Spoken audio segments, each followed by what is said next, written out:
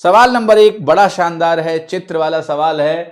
कह रहा है एबीसीडी एक रेक्टेंगल है भैया, एबीसीडी एक रेक्टेंगल है, डायमेंशंस दिए हैं 8 बाई 10 के सेंटीमीटर में, डीई और बीएफ परपेंडिकुलर हैं, जो एबीसी और एडीसी के एंगल बाइसेक्टर से आपने परपेंडिकुलर ड्रॉप किया है, and angle bisector of ADC and ABC respectively. ठीक है, आगे क्या कह रहा है ये, on the diagonals of the rectangle what is the ratio of the shaded to the unshaded region. Shaded region का अनशेडेड रीजन से आपको एरिया रेशियो निकालना है। देखो, आपको सिमेट्री अगर आती है तो आपको यह पता है कि अगर यहां का मैं शेडेड निकाल लूं तो ये शेडेड उसी के बराबर होगा, राइट, बिकॉज आमने सामने की भुजाएं सेम होती हैं, ये सिमेट्री है। तो अब करेंगे क्या, देखो बहुत सिंपल सा काम करना है। अगर ये परपेंडिकुलर है तो ये 90 डिग्री है, ये वैल्यू आप करो 8 बाई 10 है तो ये 8 और 10 है, ये 10 है और ये 8 है, ये लिख देता हूं मैं, इसमें कोई शंका नहीं होनी चाहिए। अब एक बात मैं आप सभी से पूछता हूं कि अगर ये 90 डिग्री का कोण है, अगर ये 90 डिग्री का कोण है, तो मेरा एक प्रश्न आपसे ये है कि क्या ये दोनों ट्राइंगल सिमिलर होंगे या नहीं होंगे। आप कहोगे कैसे सिमिलर हैं, जरा बताओ। तो अगर ये एंगल बेटा मैं थीटा बोल दूं, तो ये अगर पूरा 90 डिग्री है, रेक्टेंगल है, तो ये एंगल क्या बनेगा 90 माइनस थीटा, तो ये वाला एंगल क्या बनेगा थीटा। तो दो राइट एंगल ट्राइंगल्स सिमिलर हो जाते हैं, दो राइट एंगल ट्राइंगल सिमिलर हो जाते हैं अगर 90 के अलावा एक कोण बराबर हो जाए, जो कि हमने दिखा दिया आपको। अब देखो, दो सिमिलर ट्राइंगल अगर राइट एंगल ट्राइंगल सिमिलर हैं तो कर्ण कर्ण से करेस्पॉन्डिंग साइड होता है, संगत भुजा होती है, क्योंकि राइट एंगल ट्राइंगल में हाइपोटेन्यूज एक ही होता है। तो यहां का कर्ण 8 है, हाइपोटेन्यूज यहां का 10 है।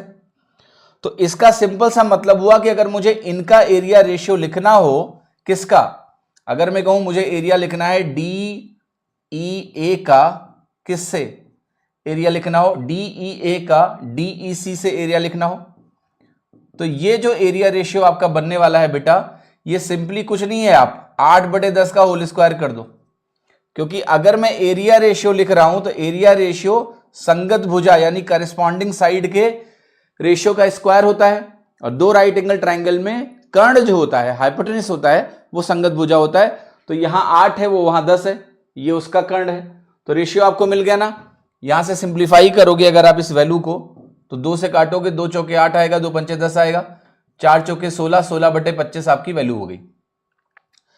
इसका मतलब ये हो गया सिंपल कि ये वैल्यू जो हमारी आ रही है, ये अगर 16 है एरिया, तो ये एरिया कितना है 25 है।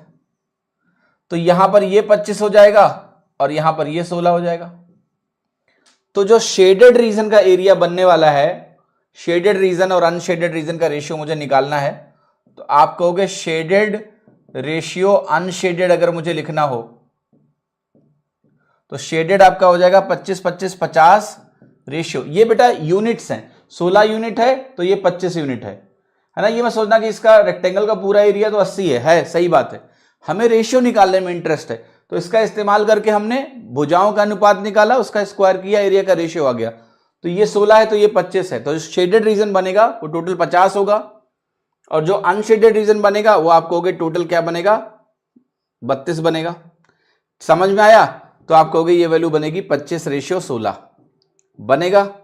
अरे भाई इतना तो सोचना ही नहीं था आपको यार, ये तो डायरेक्टली आप लगा सकते थे 25/16। आप ये कह सकते थे साफ साफ कि जो रेशियो यहां शेडेड का अनशेडेड है, वही रेशियो यहां भी शेडेड का अनशेडेड से होगा। तो सेम 25/16 जो आपने यहां निकाला, यही आंसर आना है, लगा दिया।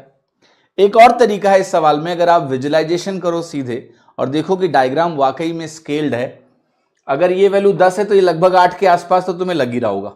ठीक है, लग रहा है कि नहीं लग रहा है, ये एंगल 90 डिग्री लग रहा है, यस। तो डायग्राम स्केल्ड बनाया गया है, तो ये दिख रहा है कि शेडेड रीजन का एरिया अनशेडेड से ज्यादा है या नहीं है ना। तो जुगाड़ू जतिन ऐसे भी देख लेगा कि शेडेड रीजन का एरिया अनशेडेड से ज्यादा है, डायग्राम स्केल्ड है ना, मतलब ये प्रोपोर्शनेट डायग्राम दिख रहा है कि ये 10 या 8 वैसा हमने बना लिया है।